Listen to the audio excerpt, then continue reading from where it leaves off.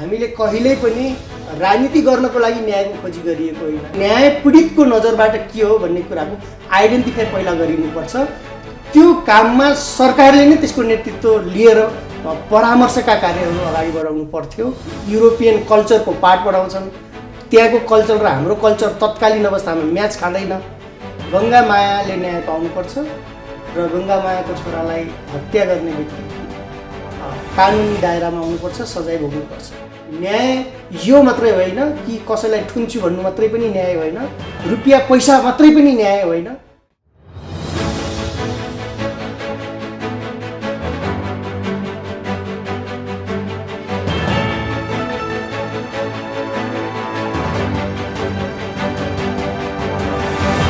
नमस्कार, कार्यक्रम the political पोइन्टमा यहाँहरूलाई स्वागत छ।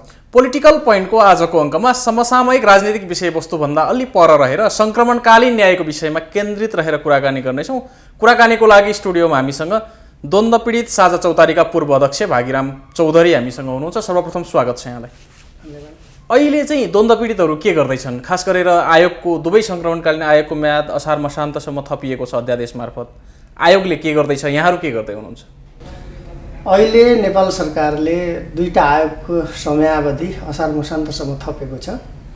हुन त 1 वर्षसम्म थपिएको समयावधिमा आयोगहरूले केही पनि गर्न सकेका थिएनन् र अहिले पनि खास केही पनि गर्न सकेका छैनन्। दोस्रो कुरा, द्वन्द्व पीडित परिवारहरू विभिन्न समस्याका बावजुद आफ्ना आवाजहरू उठाइरहेका छन्। हुन त प्राकृतिक प्रकोपले पनि उहाँहरूलाई समस्या पारेको थियो भने अर्कोतिर हामीले मिडिया मार्फत या कुनै पनि एडभोकेसी लबीको पाटोमा निरन्तर कुरा उठाइरहेका थियौँ। त्यो क्रम त जारी छ।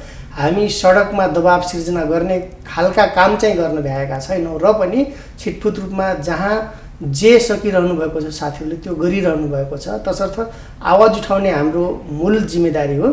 त्यो जिम्मेदारीबाट हामी पछि हटेका छैनौँ, त्यो आवाज उठाइरहेका छौँ भने अर्कोतिर हामी स्थानीय तहबाटै पनि पीडितहरूको सामाजिक न्याय, उनीहरूको मनोसामाजिक परामर्शसँग जोडिएका कुराहरू, उनीहरूको सानसाना कानुनी लगायतका समस्यासँग जोडिएका कुराहरूमा स्थानीय सरकारसँग लबी गर्ने काम पनि गरिरहेका छौँ भने अर्कोतिर स्वयं सङ्घीय सरकारसँग पोलिसी लेभलको डिबेटमा पनि संलग्न भइरहेका छौँ। हामी खास यो बिचमा देखिने खालको र सरकारलाई तत्कालै प्रभावित गर्ने खालको गतिविधि तत्काल देख्न नसकिए पनि सायदै लाग्छ राजनीतिक घटनाक्रमले र हाम्रा एजेन्डाहरू स्वभावतः राजनीतिक एजेन्डा भएको हुनाले पनि यो सवाल एकपछि अर्को स्वतः उठिरहेको अवस्था छ। अब तपाईहरू चाहिँ द्वन्द्व पीडितको न्यायमा सक्रिय हुनुहुन्छ कि आफै नेता बन्न सक्रिय हुनुहुन्छ भन्ने प्रश्न पछिल्लो समय उठ्न लागेको छ। यहाँहरू पनि राजनैतिक दल विभाजन जस्तै विभिन्न गुट उपगुटहरूमा छुट्टा छुट्टै एकले अर्काको अस्तित्व स्वीकार नगर्ने प्रवृत्ति पनि देखिन्छ द्वन्द्व पीडितहरूमा। तपाईँहरूले खास चाहिँ न्याय माग्नु भएको हो कि राजनीतिमा स्पेस खोज्नु भएको, यो प्रश्न उठ्न लाग्यो नि। खासमा न्यायप्रतिको बुझाइ सबैमा समानता छैन, एकरूपता छैन, यो कुरा मैले स्वीकार गर्छु। कारण द्वन्द्वकालीन घटना जति पनि घटनाहरू छन् ती स्वभावतः राजनीतिक द्वन्द्वबाट सृजित समस्याबाट आएको समस्या हो। किनकि हिजो जनयुद्धको थालनी गर्ने नेकपा माओवादी सम्बद्ध पीडितहरूसँगको एक खालको बुझाइ छ भने स्वयं हिजो माओवादीबाट पीडित बनाइएका पीडित साथीहरूको बुझाइ पनि एक खालको छ। तर सबै छैन। हाई लेभलमा र हामी अभियान चलाइरहेको लेभलमा लगभग न्यायप्रतिको बुझाइमा एकरूपता कायम छ। किनकि हामी न्यायलाई र सङ्क्रमणकालीन न्यायलाई कानुनी न्याय, सामाजिक र राजनीतिक न्यायको रूपमा हामी स्पष्ट रूपमा व्याख्या गरेर त्यसमा लागेका छौँ भने तर पीडित भन्ने जति पनि पीडित साथीहरू हुनुहुन्छ सबैले यो लेभलको बुझाइ नराखेको अवस्थामा पीडितहरू बेला बखत आफ्ना कुरा, उहाँहरूको कहिलेकाहीँ शब्द या भाषाहरू कहिलेकाहीँ फेरिएको जस्तो आउने त्यो स्वाभाविक हो। तर त्यसैको आधारमा हामीले न्यायलाई विभाजित गर्ने खालको काम चाहिँ कहिले पनि गरेका छैनौँ भने अर्कोतिर साँच्चीकै यो न्यायको प्रक्रिया राजनीतिक प्रक्रिया हो, तर समाधानका उपायहरू कानुनी पनि छन्। हामी यो दुईटा कुरालाई भुल्यौँ भने सायद सङ्क्रमणकालीन न्याय टुङ्गोमा पनि पुग्दैन। मैले यो भन्न खोज्नुको कारण के भने हिजो जनयुद्धको क्रममा उठाएका कुराहरू अर्थात् सशस्त्र द्वन्द्वको क्रममा उठाइएका कुराहरू यसमै पनि हाम्रो लामो समयदेखि विभेद छ। किनकि कसैले जनयुद्ध शब्द प्यारो ठान्दछ, कसैले जनयुद्ध शब्दलाई आतङ्कवादीहरूको या आतङ्ककारीहरूको शब्दावली भनेर भन्छ, कसैले सशस्त्र द्वन्द्व भनेर स्वीकार गर्दैन। भने यी यस्ता डिबेटहरू सुरुदेखि आउँदै आएका हुन्। तसर्थ हामीले सङ्क्रमणकालीन न्यायलाई साँच्चीकै सबैको जितको अवस्थामा न्याय निरूपण गर्ने उपाय खोजी गर्ने हो भने हामी बिचको उपाय खोजेर जानुपर्ने अवस्था हुन्छ। तसर्थ हामीले देखेका विषयहरू शान्ति सम्झौता भइसकेपछि राज्यले जुन कमिटमेन्ट गरेको छ, मानवाधिकारको नीति सिद्धान्त र विचारको आधारमा न्याय पाउनुपर्ने कुरा जुन स्वीकार गरिएको छ त्यसैको आधारमा न्याय खोज्दै जाने हो भने हामीले शान्ति सम्झौताका विषयहरूलाई पनि चटक्कै बिर्सेर न्यायको खोजी गर्न सक्दैनौँ। कारण यो मैले जोड्न खोजेको कारण के हो भने यदि साँच्चीकै हामी एकले अर्कोलाई क्रिमिनल जस्टिसको सिस्टमबाट अगाडि लान चाहने हो भने शान्ति सम्झौताको अर्थ रहने थिएन। हामी त्यो स्वीकार गरिसकेपछि त्यति बेला सङ्क्रमणकालको अवधिमा धेरै कानुनी व्यवस्थाहरू शून्यतामा झरेका हुन्छन्, कुनै पनि कानुनी व्यवस्था भएको हुँदैन। तसर्थ त्यहाँ नयाँ कानुनी व्यवस्थाको आवश्यक हुन्छ भने अर्कोतिर क्रिमिनल जस्टिस सिस्टमले के भन्छ भने त्यो जस्टिस सिस्टम त पहिला पनि थियो नि, एकले अर्कोलाई मारियो या कुनै अपराध गर्यो भने मान्छे जेल जाने प्रक्रिया त थियो, तर त्यो उपाय हुँदाहुँदै पनि किन समाधान आएन त? हो त्यसैको बिचमा सङ्क्रमणकालीन न्यायको उपाय खोजिएको हो। तसर्थ हामीले जोड दिन खोजेको विषय मूलभूत विषय के हो भने मानवाधिकारका गम्भीर अपराधसँग या उल्लङ्घनका घटना जो हत्या, बेपत्ता, यातना र बलात्कारका केसहरू, यसमा कुनै पनि तौर तरिकाले यो केसहरू दबाइनु हुँदैन, लुकाइनु हुँदैन र यसमा आम माफी पनि हुँदैन, सम्भव पनि छैन। दोस्रो कुरा, बाँकी अरू प्रकारका घटनाका पीडितहरूको सवालमा आम माफी त नभनिहालौँ, तर मेलमिलापको प्रक्रिया अगाडि बढाएर पनि यो सङ्क्रमणकालीन न्याय प्रक्रियालाई टुङ्गोतिर पुर्याउनको लागि हामी केही काम गर्न सक्नुपर्ने हो। तर यी सबै कुराहरू विगतमा गिजो लिए, एक अर्को आफ्ना व्याख्याक्रमहरूले गिजो लिए र एक अर्कोलाई सिद्ध्याउने आधारमा पनि यसका स्टार्टिङहरू या गतिविधिहरू सञ्चालन हुँदाखेरि यो यस्तो भइदियो कि तपाईँको एकले अर्कोको अस्तित्व खोज्न थालिहाल्यो। त्यो थाल्दाखेरि अझ हामी विशुद्ध न्यायको खोजी गरिरहने व्यक्तिहरूको सवालमा पनि धेरै भ्रमहरू सिर्जना भए। हामी कहिलेकाहीँ प्रतिशोधको कुरा पनि गर्थ्यौँ। हो साँच्चीकै हामीलाई हिजो धेरै व्यक्ति, संस्था, पार्टीहरूले पनि प्रयोग नगरेका होइनन्। म तपाईँलाई दृष्टान्त बताउँछु कि यसभन्दा अगाडि भएका कुनै बेला हामी माओवादी पीडितको सङ्गठन खोलेर पनि काम गरेको उदाहरणहरू छ। हामी राज्यद्वारा पीडितहरूको सङ्गठन खोलेर काम गरेको उदाहरणहरू पनि छ। तर सबै सङ्गठन खोलेर काम गरिरहँदाको अवस्थामा अन्ततः राजनीतिक कुराले गाइड गर्यो र फेरि ती व्यक्तिहरू कुनै न कुनै तरिकाले फेरि कतै न कतै प्रभावित भएर त्यतापट्टि लागेको उदाहरणहरू पनि हामीसँग भइरहँदाको अवस्थामा हामी पीडितको नजरबाट न्याय के हो भन्ने कुराको खोजी गरिरहँदाको अवस्थामा हामीले देखेको तीन थरीका पीडितहरू, विशेष गरी राजनीतिमा सक्रिय भएका नेता कार्यकर्ताहरूको हत्या, बेपत्ता लगायत अरू घटनाको सम्बन्धमा न्यायको खोजी गर्ने कुरामा या उनीहरू सक्रियता देखाउने नदेखाउने भन्ने कुरामा एक खालको कुरा छ। अर्को त्यसै गरी सिभिलियन सर्वसाधारण मान्छे जो द्वन्द्व या युद्धसँग कुनै पनि सम्बन्ध थिएन त्यस्ता पीडित साथीहरूकोले न्यायको कुरा देख्ने कुरा, र अर्को स्वयं सेना प्रहरी या कुनै पनि कर्तव्य पालनाको सिलसिलामा लागेका व्यक्तिका परिवार लगायत हिजो कम्तीमा पनि माओवादीद्वारा घटाइएका घटनाका पीडित साथीहरूको सम्बन्धमा यी देखिएका कुराहरूलाई जोडेर हेर्ने हो भने सक्रिय राजनीतिमा संलग्न व्यक्ति, सुरक्षा फौजमा संलग्न व्यक्ति र सर्वसाधारण व्यक्ति, यी तीन थरीकै व्यक्तिहरूको सवालमा पनि केही न केही भिन्नता आएर देखिएको, बजारमा देखिएका सिनहरूको आधारमा कहिले फुटेको देखिने, टुटेको देखिने हैन, यी यावत कुराको कारणले भएको हो। तर हामीले कहिल्यै पनि राजनीति गर्नको लागि न्यायको खोजी गरिएको होइन। इभन मेरै उदाहरण लिनुहुन्छ भने म कुनै दलगत उसमा भोट हालेको हुन सक्छु, म कुनै पार्टीमा आशा राखेको हुन सक्छु, तर म 15 वर्ष भयो द्वन्द्व पीडितहरूको अधिकारको लागि काम गरेको। अहिलेसम्म म कुनै पनि पक्षलाई पक्षपात गरेर न आवाज उठाएको छु, चाहे मेरो कागजी डकुमेन्टेसनसँग जोडिएको, अदालतसँग जोडिएका कुराहरू, पुलिस एफआइआरसँग जोडिएका कुराहरू, सबै कुरामा मैले न्युट्रल्ली सबै मानवीय पीडा र चोटको आधारमा पीडितले न्याय पाउनुपर्छ भन्ने आधारमा आवाज उठाइरहेको हुनाले मैले देखेको विषय कुनै व्यक्तिहरू धेरै राजनीतिकरण गर्ने हिसाबले देखिएका या गरिएका हुन सक्छन्, तर मलाई लाग्दैन अन्ततः न्यायको लडाइँ अनन्तसम्म चलिरहन्छ। तर प्रक्रियाको सवालमा विभिन्न आफ्ना बुझाइको कारणले प्रक्रियामा अवरोध भएको कारणले हामी बेला बखत पीडितहरू पनि डिभाइड भए या यो समाधान आउँदैन भन्ने खालका कुराहरू हामीले पाउँछौँ। तर पीडित तपाईँले 15 वर्षदेखि न्याय खोज्दै गर्दा आजसम्म पाउनु भएको छैन। नेपालको इतिहासमा हाम्रो पुस्ताले अनुभव गर्ने गरी झन्डै 2/3 बहुमत नजिकको सरकार पनि बन्यो, त्यसले केही आशा पनि जगायो।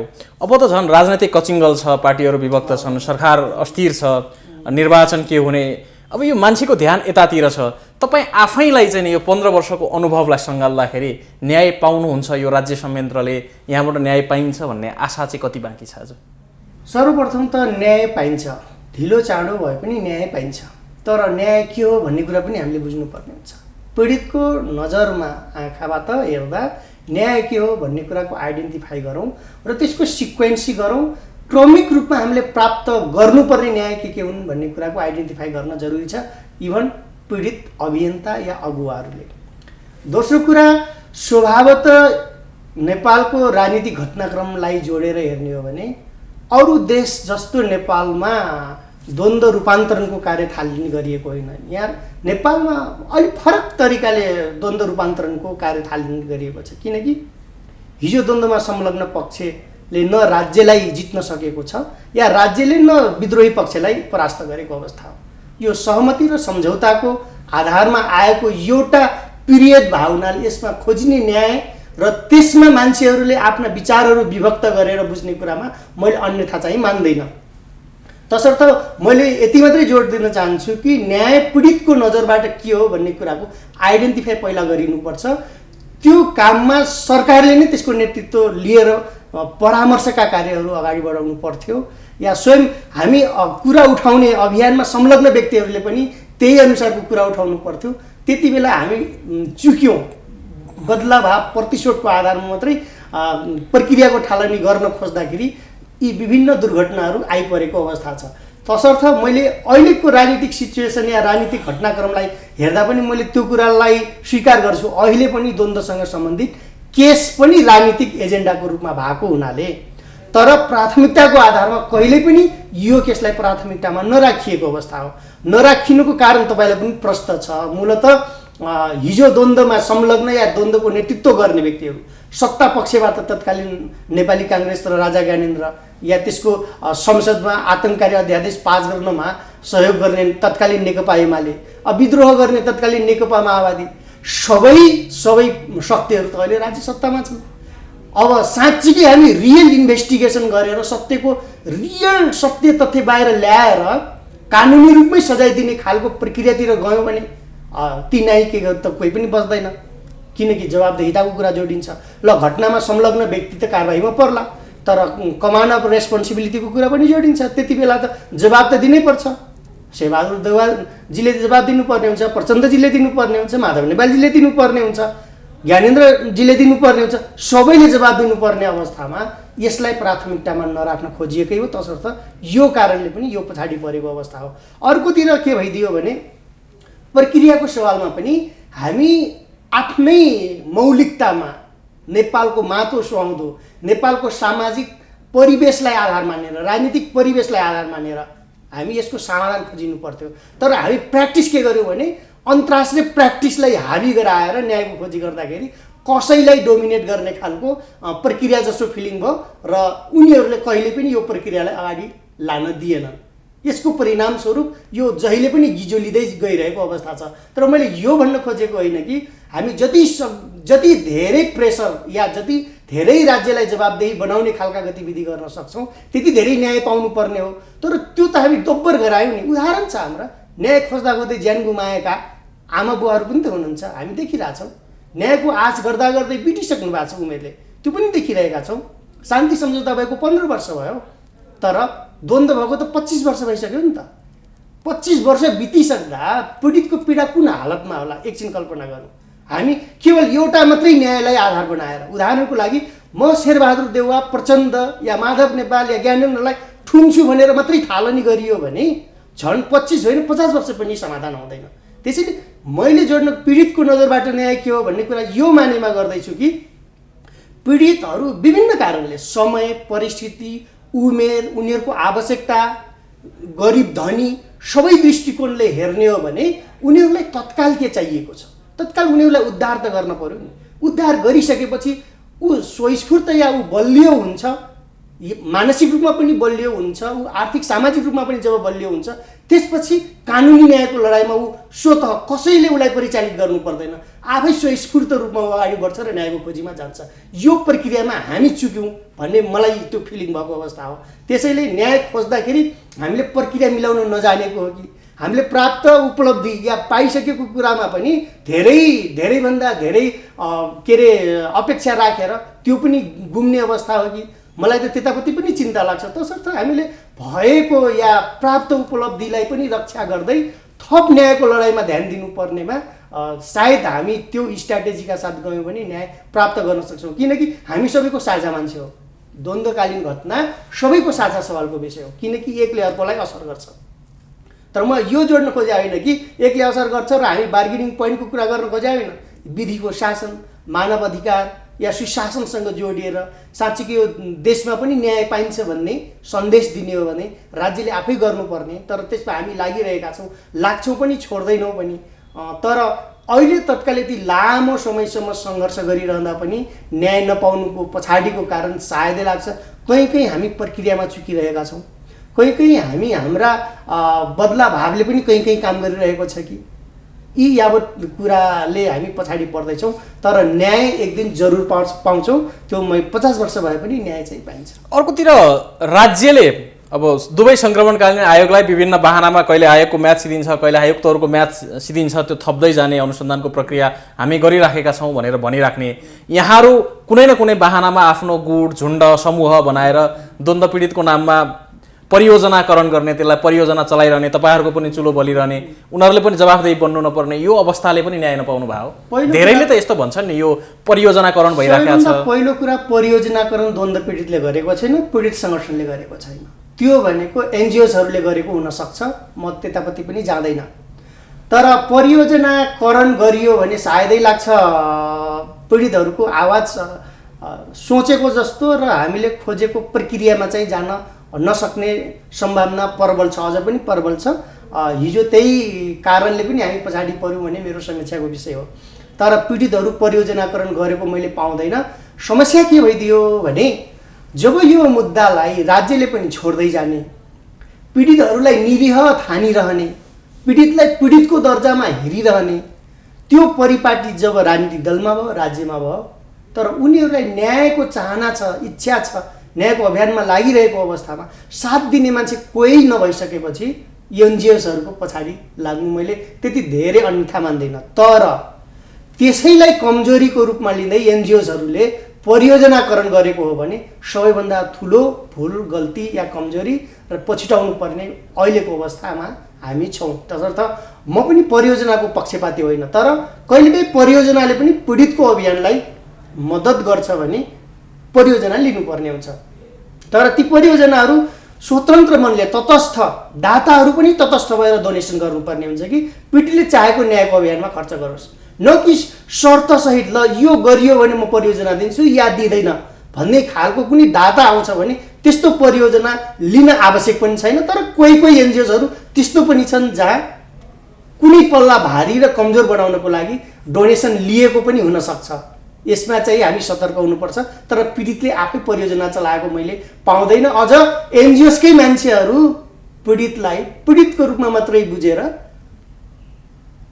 एउटा समोसा, एउटा चिया कफी गफमा, कुनै सेमिनार गोष्ठीमा पैसा सकाउँदै नेपाल कन्टेस्ट एउटा छ, नेपालको मौलिकता एउटा छ, हेगको पाठ पढाउँछन्, युरोपियन कल्चरको पाठ पढाउँछन्, त्यहाँको कल्चर र हाम्रो कल्चर तत्कालीन अवस्थामा म्याच खाँदैन। त्यो आधारमा न्यायको कुरा गरिरहँदाखेरि सैद्धान्तिक रूपले त क्रान्तिकारी देखिन्छ मानव अधिकारको कुरा या पीडितको न्यायसँग जोडिएको कुरा, फेरि त्यो कुरा प्राप्त हुन्छ कि हुँदैन भन्ने कुरामा हामी विश्लेषण गरेर आउँदैन। हाम्रो आँसु, हाम्रो पीडा र हाम्रो व्यवस्थामा, बाध्यतामा परियोजना चलेको अवस्था पनि मैले भेट्छु। त्यो गर्नु चाहिँ राम्रो होइन, त्यो गर्नु हुँदैन। कसैले गर्छ भने त्यो गरिनु हुँदैन। अर्कोतिर सङ्क्रमणकालीन न्यायकै कुरालाई लिएर हेर्दाखेरि गोर्खा फुजेलका कृष्णप्रसाद अधिकारीको हत्यापछि विगत 10 वर्षभन्दा लामो समयदेखि गङ्गामाया अधिकारी कुनै न कुनै रूपमा अनसनमा हुनुहुन्छ। आज उहाँको 12औं अनसनको 61औं दिन हो। छोराका हत्यारालाई कारबाही गरिदिनु पर्यो, नियमित कानुनी प्रक्रिया के हो त्यो अन्तर्गत कारबाही गर्नु पर्यो भनेर उहाँले आफ्नो श्रीमान गुमाउनु भयो न्यायकै लडाइँमा। तर जस्तै अब तपाईँहरू द्वन्द्व पीडितहरू अथवा द्वन्द्वसँग सम्बद्ध सङ्घ संस्थाहरू एनजिओहरू अथवा मानव अधिकार कर्मीहरू आज गङ्गामायाको त्यो केसमा ऐक्यबद्धता जनाउनसम्म पुगेको बिरलै देखिन्छ, अथवा हेर्ने हो भने औँलामा गन्न सकिने व्यक्तिहरू पुग्नुहुन्छ। यस्तो अवस्था चाहिँ किन हुन्छ? अब यो त अलिक विडम्बनापूर्ण कुरा होइन यहाँहरूको लागि पनि? मैले देखेको यसमा एक दुईवटा सवाल जोडिन्छ। गङ्गामायाले न्याय पाउनुपर्छ र गङ्गामायाको छोरालाई हत्या गर्ने व्यक्ति कानुनी दायरामा आउनुपर्छ, सजाय भोग्नुपर्छ, स्पष्ट छ। तर अर्कोतिर गङ्गामायासँग जोडिएको जुन इस्युजको कुरामा यसभन्दा अगाडि धेरै नै पोलिटिसाइज भएको कुरा मैले बजारमा सुन्न पाउँछु। यो होइन यथार्थ न्याय पाउनु हो, को उहाँको पछि लाग्यो लागेन भन्ने सेकेन्ड कुरा हो। राजनीति त उहाँलाई राजनीति गर्ने भाँडा बनाइदिनु त गङ्गामायाको कमजोरी होइन, उनले त न्याय खोजेकी हुन्। मैले त्यही भने न्यायको खोजी गर्नु त्यो यथार्थ हो, न्याय पाउनु पनि सत्य त्यही नै हो। तर उहाँको न्यायको खोजीको सिलसिलामा जसरी एक अर्को दायाँ बायाँ साइडबाट संरक्षण गर्ने, अझ राज्य पक्षले तर्साउने पनि त गर्छ, फेरि दुइटै छ, एकातिर उचाल्ने र अर्कोतिर तर्साउने दुवै लाइनहरू हाबी छन्। त्यसो हुनु हुँदैन हो। गङ्गामाया आमालाई जसरी न्यायको खोजीको लागि उहाँ श्रीमान पनि गुमाउनु भयो अनसनकै क्रममा, र आफ्नो स्वास्थ्य अवस्था पनि नाजुक भइसकेको मैले बुझेको छु। म ऐक्यबद्धता जाहेर गर्छु कि उहाँले न्याय पाउनुपर्छ, त्यसमा मेरो ऐक्यबद्धता छ, म यसमा कुनै उ छैन। तर त्यहाँ भइरहेको या त्यो प्रक्रियागत रूपमा जसरी न्यायलाई एउटा निष्कर्षमा पुर्याउनु पर्ने कुरा हो, त्यसमा अब राज्य के अरे गङ्गामायाको श्रीमान बितिसक्दा पनि दोषीलाई समाउन नसक्नु भनेको त राज्य नै निर्लज्ज हुनुपर्छ। यो कसलाई भन्ने, किनकि हुन त राज्यले प्रयास गरिरहेको त भन्छ, छविलाल पौडेल समथिङ लाग्छ मलाई पक्राउ गरेर अनुसन्धान गरिएको पनि देखिन्छ। फेरि अरू पनि दोषीहरू होला, अब निर्दोष भएर उहाँ छुटेको पनि मैले सुन्नमा आएको छ। तर कानुनी नजरमा या कानुनी दृष्टिकोणले अपराधी ठहर नहुँदासम्म उहाँले सायद आरोपित गरिएका व्यक्तिहरू पनि निर्दोष भइदिन सक्छन्। त्यति बेला अब यस्तो राज्य व्यवस्थामा र यस्तो फिटलो अनुसन्धान प्रक्रियामा यदि गङ्गामायाले जबसम्म सजाय नहुँदासम्म तबसम्म न्याय पाइँदैन भनिरहँदाको अवस्थामा दोषी पनि पत्ता नै नलागिदिने हो भने गङ्गामाया आमाको पनि ज्यान जान सक्ने अवस्था छ। यो निकै दुःखको कुरा हो। तर साँच्चीकै द्वन्द्वकालीन केस हो भने द्वन्द्वकालीन केसमा लाग्छ एउटा प्रमाण मात्रै जुटाएर कानुनी न्यायको कुरा जोडियो भने गङ्गामायाको केस पछाडि पर्ने पनि देख्छु, किनकि त्यति बेलाका थुप्रै प्रमाणहरू नष्ट भइसकेको अवस्था हुनसक्छ। त्यसैले हामीले द्वन्द्वकालीन केसको सम्बन्धमा साँच्चीकै न्याय दिने हो भने सबैभन्दा पहिला राज्यको राजनीतिक इच्छाशक्ति हुनुपर्छ। राजनीतिक इच्छाशक्तिले जवाबदेहिता सिर्जना गर्छ। जवाबदेहिता भयो भने तपाईँको खोजी भए पनि मान्छेले जिम्मा लिन्छ। हामीले चाहेको न्याय त्यो हो, किनकि हामी कानुनी न्यायको रूपमा मात्रै न्याय खोज्दाखेरि हाम्रा थुप्रै केसहरू फेल हुनेवाला छन्। त्यसैले पनि सङ्क्रमणकालीन न्यायको प्रक्रियालाई स्वीकार गरेका हौँ। सङ्क्रमणकालीन न्यायमा विद्यमान या परिस्थितिजन्य प्रमाणलाई प्रमाणको रूपमा लिनुपर्ने हुन्छ। कुनै पत्रिकाले लेख्यो या त्यति बेला रेडियो नेपालले समाचार गरे या कुनै समाचारहरू सम्प्रेषित भए मिडियाहरूमा, त्यो पनि प्रमाणको रूपमा आउँछ। साक्षी गवाही या समुदायले स्वीकार गर्यो घटनादेखिको सम्बन्धमा, त्यसको आधारमा स्वीकार गरिन्छ। तर विद्यमान कानुन अनुसार त प्रमाण नपुग्दासम्म सबै कुरा स्वीकार गराउनु गाह्रो हुन्छ। कसैले नाइ भनिदियो भने नहुन नि सक्छ। अब यो यात्रा हेर्दाखेरि गङ्गामायाको न्यायको कुरामा मलाई लाग्छ यो निकै कठिन विषय मैले देख्दछु। तर सरकारले चाह्यो भने नगर्ने कुरा छैन। मलाई लाग्छ त्यसमा कुनै ठुलै नेता पनि मैले जोडिएको मलाई लाग्दैन। त्यो हो भने प्रक्रियागत रूपमा पनि सरकारले किन नचाहेको मलाई थाहा छैन। तर गङ्गामायाले न्याय पाउनुपर्छ। हामी कुराकानीको अन्त्यमा पनि छौँ। जाँदा जाँदै हाम्रो कार्यक्रम हेरेर बसिरहनुभएका आम दर्शकहरूलाई, आम द्वन्द्व पीडितहरूलाई चाहिँ के भन्न चाहनुहुन्छ? के सन्देश छ यहाँको? म द्वन्द्व पीडित परिवारलाई तपाईँहरू न्यायको लडाइँमा सङ्घर्षमा जसरी हिजो जोडिनु भएको थियो आज पनि जोडिनुहोस्, भोलि पनि जोडिरहनु होला। कारण न्यायको यात्रा निकै महँगो छ विभिन्न कारणले। अझ द्वन्द्वकालीन पीडितहरूको न्यायको यात्रा झनै कठिन छ, किनकि हिजोका शासकहरू या हिजोका युद्धका नायकीहरू या कमान्डरहरू सत्ताका वरिपरि छन्, सत्ता सञ्चालन गर्दैछन्। कुनै पनि एउटै पार्टीलाई आरोप लगाएर मैले सङ्क्रमणकालीन न्यायको सम्भावना या निकास देखेको छैन। तसर्थ जबसम्म राजनीतिक रूपमा सहमति हुँदैन र राजनीतिक इच्छा जाग्दैन कि हामीले आफ्ना पीडित नागरिकलाई न्याय दिन्छु भन्ने कुरा, तबसम्म द्वन्द्व पीडितले न्याय पाउँदैन। तसर्थ यदि हामी कुरा उठाउन नै छोड्यौँ भने झनै हाम्रो मुद्दा मर्छ। कुरा उठाइरहनुहोस्, एउटा अनुरोध। अर्को अनुरोध, मैले हामी न्याय खोज्दै जाँदाको अवस्थामा न्यायका तौर तरिकाको बारेमा पनि बुझौँ र ग्राउन्ड रियालिटी या वास्तविकता के हो त्यो कुराको सिक्वेन्स मिलाएर सङ्क्रमणकालीन न्यायको सही बुझाइतिर पनि लागौँ। यदि प्रतिशोध या आक्रोश आवेगमा मात्रै कुरा उठायौँ भने पनि हामी पछाडि बढ्छौँ। त्यसैले हामी पीडितहरूले न्यायको कुरा उठाइरहँदा क्रिटिकल एङ्गेजमेन्टकै कुरा पहिला पनि सारेका थियौँ, जहाँ आलोचनात्मक सहभागिता, हामीले राम्रोलाई राम्रो नराम्रोलाई नराम्रो भन्दै यदि आन्दोलनमा सहभागी भयौँ भने केही पाउन सक्ने कुराहरू पनि प्राप्त गर्न सक्छौँ। उदाहरणको लागि परिपूरणीय अधिकारका कुराहरू, तत्कालीन जीविका रोजगारी, उनीहरूको भविष्य सुनिश्चिततासँग जोडिएका कुराहरू तत्काल प्राप्त गर्न सक्छौँ। लङ टर्म जाने कानुनी या सजाय शासकहरूलाई ठुन्नेसँग जोडिएका कुराहरू तत्काल प्राप्त नहुन सक्छन्। त्यसको यात्रा पनि त्यही अनुसार रणनीतिक रूपले तय गरौँ र अगाडि बढ्यौँ भने सायदै लाग्छ हामीले खोजेको र बाँचिएकै उमेरमा चाहेको समयमा न्याय पाउन सक्छौँ। तसर्थ न्याय यो मात्रै होइन कि कसैलाई ठुन्छु भन्नु मात्रै पनि न्याय होइन, रुपियाँ पैसा मात्रै पनि न्याय होइन, यी सबै न्याय हुन्। त्यसैले मैले तपाईँ मार्फत के अनुरोध गर्न चाहन्छु भने द्वन्द्वकालीन केसको सम्बन्धमा कानुनी न्याय नम्बर 1 न्याय, जसले दुईटा कुरा एड्रेस गर्छ कि हिजो गल्ती गर्ने मान्छेलाई सजाय दियो भने पीडितलाई पनि सन्तुष्टि हुन्छ, अर्कोतिर स्वयं युद्ध गरियो भने या अपराध गर्यो भने सजाय पाइन्छ भन्ने एउटा सन्देश हुन्छ र विधिको शासन स्थापना गर्ने गर्छ। अर्कोतिर साँच्चीकै यो लडाइँ राजनीतिक लडाइँ थियो, राजनीतिक रूपले सरकारले स्वीकार्यो, जहाँ हामी शान्ति सम्झौताको कुरा गर्दैछौँ भने यो एउटा राजनीतिक प्रक्रिया पनि हो है। राजनीतिक रूपमा पनि हामीले यसलाई न्यायको उपभोगको रूपमा लिनुपर्ने हुन्छ। तसर्थ यदि राजनीतिक रूपमा स्वीकार गरिसकेपछि त्यसपछि पीडितलाई परिपूरणको भरपूर व्यवस्था गर्नुपर्छ।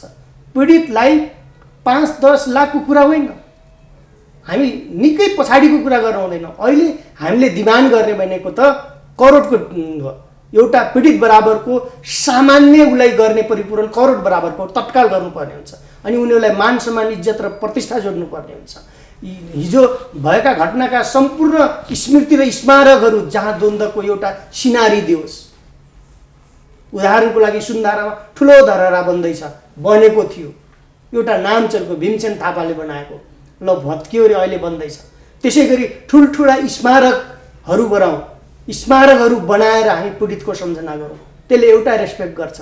अर्को कुरा पीडितको रोजगारी, स्वास्थ्य शिक्षाको ग्यारेन्टी, अनि त्यसपछि बालबालिकाको शिक्षा दीक्षाको कुरा, त्यसपछि जहिले पनि पीडितलाई एउटा हरेक सार्वजनिक मञ्च लगायतको राज्यले नै सम्मान गर्नुपर्ने लेभलको सम्मान, जहाँ हामी शहीदको सम्मान पनि भन्छौँ, शहीदको दर्जा दिनु पर्यो। अर्कोतिर स्वयं त्यही लेभलको सम्मान पनि हुन पर्यो कि फलाना व्यक्तिहरू पीडितका परिवारहरू सम्मानित मान्छे हुन् भन्ने रेस्पेक्ट पनि गर्नुपर्ने हुन्छ। यी सबै कुराहरू जोड्यो र भविष्यमा फेरि पनि द्वन्द्व नहुने कुराको ग्यारेन्टी गर्ने राज्य व्यवस्था भयो भने त्यति बेला मात्रै पीडितले न्यायको अनुभूति गर्न सक्छन्।